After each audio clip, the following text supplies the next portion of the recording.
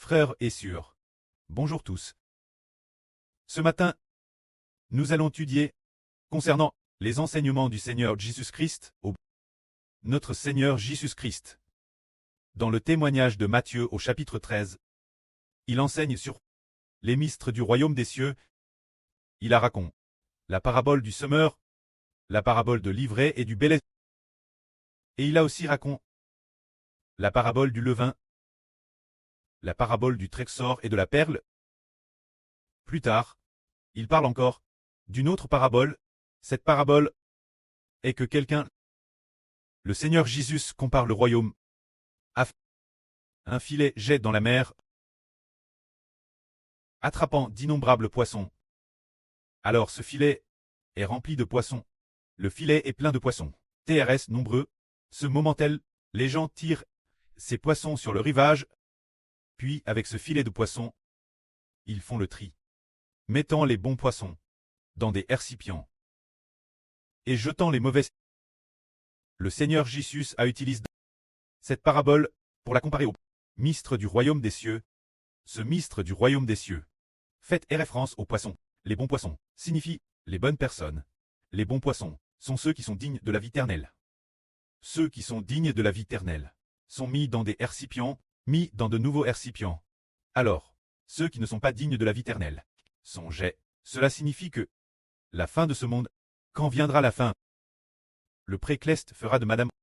Il enverra des anges pour séparer ceux qui sont dignes de la vie éternelle de ceux qui n'en sont pas dignes.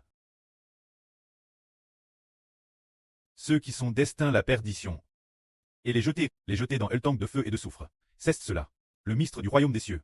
Cette parabole est semblable à la parabole de l'ivraie et du bélet. PPRS. L'ivraie digne. Ceux qui la fin du monde seront jetés, et BRLS par le feu. Le bel digne, ceux qui la fin du monde seront aimants dans le royaume des cieux. Ainsi nous comprenons que le Christ Seigneur est venu dans le monde, précisément pour emmener certaines personnes dans le royaume des cieux et détruire ceux qui ne sont pas dignes. C'est la raison pour laquelle le Seigneur est venu dans le monde. La fin, le Seigneur a dit une autre parabole, disant, lorsqu'un scribe devient disciple du royaume des cieux, il est comme un maître de maison qui tire de son trésor des choses nouvelles et des anciennes. Alors que veut dire le Seigneur par cette parabole? Un scribe qui devient disciple du royaume des cieux signifie que un scribe vers dans l'écriture qui recopie la loi, croit en l'évangile du Seigneur Jésus et devient citoyen du royaume des cieux. Du fait qu'il était auparavant scribe, connaît parfaitement l'écriture, alors il a compris que l'Ancien Testament était ainsi et le Nouveau Testament ainsi. Il pouvait ainsi faire la différence. L'Ancien Testament, avec ses divers arrangements de sacrifices et toutes sortes de rites d'expiation de l'Ancien Testament, préfiguraient tous le Seigneur Jésus. C'est en ayant le Seigneur Jésus-Christ qu'on obtient le trésor suprême, gagner le Seigneur Jésus et obtenir la vie. C'est cela qui est juste. Les sacrifices d'animaux de l'Ancien Testament n'étaient que des préfigurations. Ainsi, le scribe pouvait devenir un disciple du Seigneur, ayant cru au Seigneur et reçu la vie de l'Esprit Saint. Après cela, il pouvait comparer et discerner la différence entre l'Ancien et le Nouveau Testament. L'alliance de l'Ancien Testament, celle par des sacrifices d'animaux, n'était qu'une préfiguration du Christ crucifié et de l'alliance de son sacrifice. De cette façon, le scribe, après serait devenu un disciple du royaume, savait comment distinguer la différence entre l'Ancien et le Nouveau Testament. Il distinguait l'Ancien Testament, qui n'était que de la loi, du Nouveau Testament qui est de l'Esprit. Ces deux alliances, il pouvait les comparer. C'est cela, ce que le Christ a dit sur les mystères du royaume des cieux. Ah, le Seigneur Jésus dans le témoignage de Matthieu au chapitre 13, expose les mystères du royaume des cieux. Et c'est ainsi qu'il a fini de parler. Ce moment-là, après ce que le Seigneur Jésus eut fini d'enseigner les mystères du royaume des cieux, il descendit de la barque. C'est merveilleux. Il enseignait les mystères du royaume depuis la barque, tandis que la foule se tenait sur le rivage pour scooter proclamer la vérité. Il était sur la barque il y a 2 ans, puis la barque c'est un peu loin de la rive, quelques mètres de distance environ. Il se tenait sur la barque pour enseigner la foule. Ce moment-là, beaucoup de gens après avoir entendu ces enseignements furent très étonnés. Ils furent très étonnés par l'enseignement du Christ. Ils dirent, cet homme, d'où lui vient une telle sagesse. Et cet homme, d'où lui vient aussi le pouvoir de faire des miracles. N'est-il pas le fils du charpentier. Sa mère, ne s'appelle-t-elle pas Marie en... Et ses frères et sœurs, ne sont-ils pas tous chez nous, ses frères, Jacques, Joseph, Simon et Jude, ne les connaissons-nous pas tous? Mais ce Jésus, d'où lui vient ce genre de pouvoir de faire des miracles? Et d'où a-t-il un tel enseignement si merveilleux? D'où cela vient-il? Ses frères et sœurs, nous les connaissons tous. Nous connaissons aussi ses parents. D'où a-t-il donc bien pu obtenir une telle sagesse? Alors, frères et sœurs, pensant que c'est Jésus qui enseignait les mystères du royaume des cieux, d'où tenait-il une telle sagesse? En réalité, c'est l'esprit de notre précleste qui habitait dans le Seigneur Jésus. Et parce que le Seigneur Jésus est le créateur de la vie, il comprenait aussi qu'il était venu sur terre précisément pour racheter la vie et la rendre au royaume des cieux. C'est pourquoi il comprenait profondément les mystères du royaume des cieux. L'homme aussi a été créé par lui. Toutes choses viennent de lui. Il comprenait donc profondément les mystères du royaume des cieux. Et il savait aussi que l'origine, il était au ciel, envoie dans le monde pour sauver les hommes et les amener au royaume des cieux. Comme les gens du monde ne reconnaissaient qu'il était le Fils de Dieu et ne comprenaient pas que toutes choses ont été créées par le Seigneur Jésus et que le précleste n'avait pas ouvert leurs yeux, c'est pourquoi, ayant entendu les enseignements du Seigneur, ils ne croyaient toujours pas en lui. Alors beaucoup de gens l'ont abandonné, ne croyant pas qu'il était le Seigneur, ne croyant pas qu'il était le Fils de Dieu. C'est pourquoi ils disaient, cet homme est Nazareth. C'est juste un de nos compatriotes. Alors nous, ne le croyons pas. Il ne peut pas être un prophète, et il n'est pas possible qu'il soit le Fils de Dieu.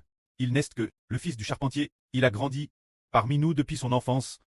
Ainsi, les gens, une grande multitude de personnes, ont ainsi trébuché et on cesse de croire au Seigneur. Le Seigneur Jésus a dit, un prophète n'est sans honneur que dans sa patrie et dans sa propre maison. Cela signifie qu'un prophète, dans sa propre patrie, n'est pas respect. Ce moment-là, le Seigneur Jésus qui est le Fils de Dieu, est aussi un prophète dans sa propre patrie. Personne ne croirait en lui. Alors le Seigneur Jésus quitta sa patrie pour aller ailleurs. C'est ainsi que, après que le Seigneur Jésus-Christ finit de parler des mystères du royaume des cieux, les gens ne crurent pas en lui.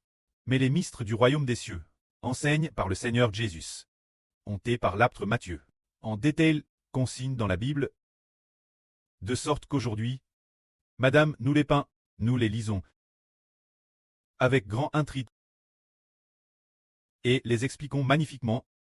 Après avoir entendu cela, les frères et sœurs aspirent ardemment, très choisis, et obtenir la vie éternelle. C'est cela le mystère du royaume des cieux. Le Seigneur Jésus a dit, en parlant des mystères du royaume des cieux, que celui qui a des oreilles pour entendre, entende. Alors nous, ses enfants, pouvons comprendre ce qu'est le mystère du royaume des cieux, se dire Jésus, aimer le Seigneur de toute sa vie.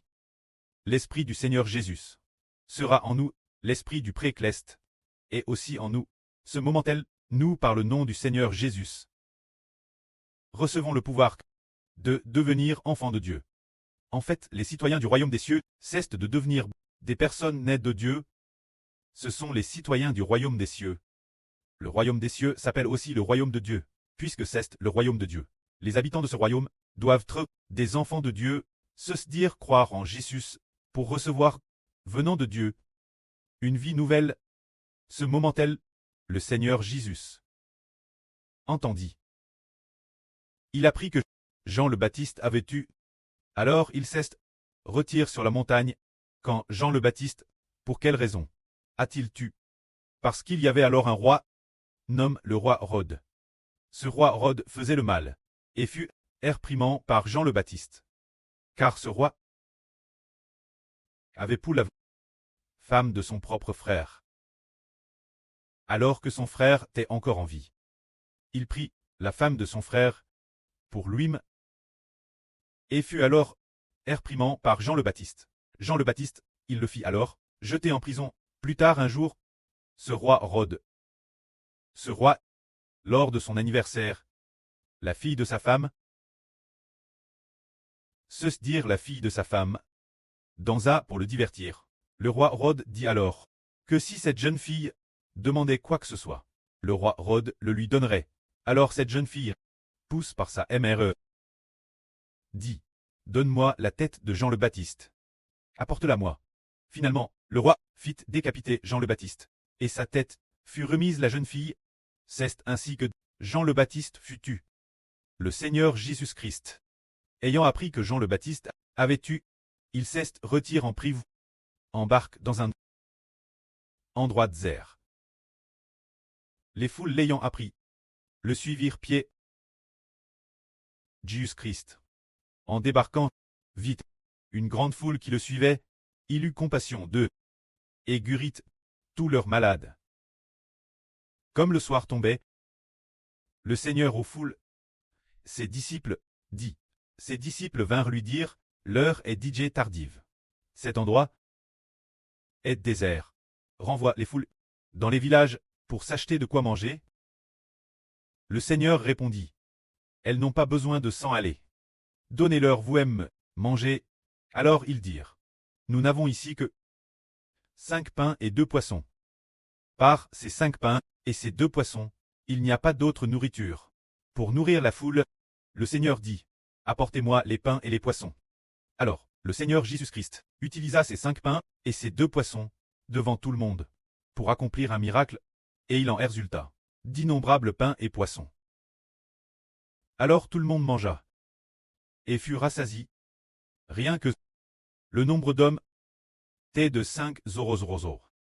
Et si l'on comptait les femmes et les enfants, on estimait le total 10 ou 20 000 personnes, probablement environ 20 000 personnes. Il manque ainsi ce qui provenait du miracle des 5 pains et des 2 poissons du Seigneur Jésus.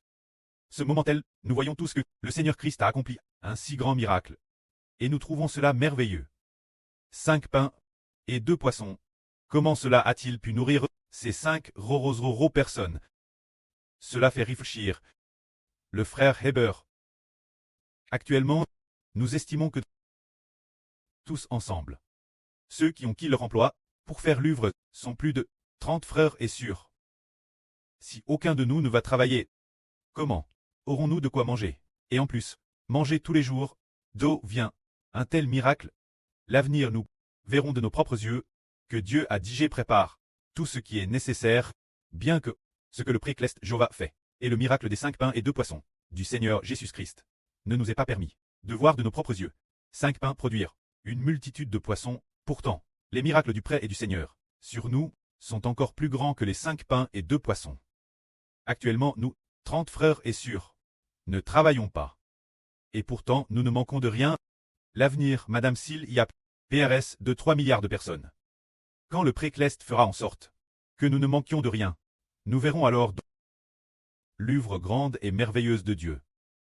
Comment se fait-il que PRS de 3 milliards de personnes n'ait pas travaillé, s'efforce chaque jour pour l'évangile, et pourtant ne manque de rien? D'où vient un tel miracle? Il vient en réalité de Jéhovah, le commandant des armes. Notre frère Heber ne travaille plus depuis 3 ans. Depuis 2025, il semble, non, ce n'est pas seulement depuis 2025, ce n'est pas depuis 2025. Il semble que ce soit depuis 2023 qu'il ne travaille plus. Puis en 2024, en 2023, il a travaillé 6 jours. En 2021, il a travaillé 6 jours. Et en 2024, il n'a pas travaillé 20 TC5, 26. Jusqu'à sacrifier sa vie. Et ne plus travailler pour ce monde. Il semble que les frères et sœurs, beaucoup de frères et sœurs, le sont aussi. Nous avons vu de nos propres yeux le précleste Jéhovah, par le Seigneur Christ, la grande et merveilleuse provision. Que la gloire soit auprès et au Seigneur. Amen.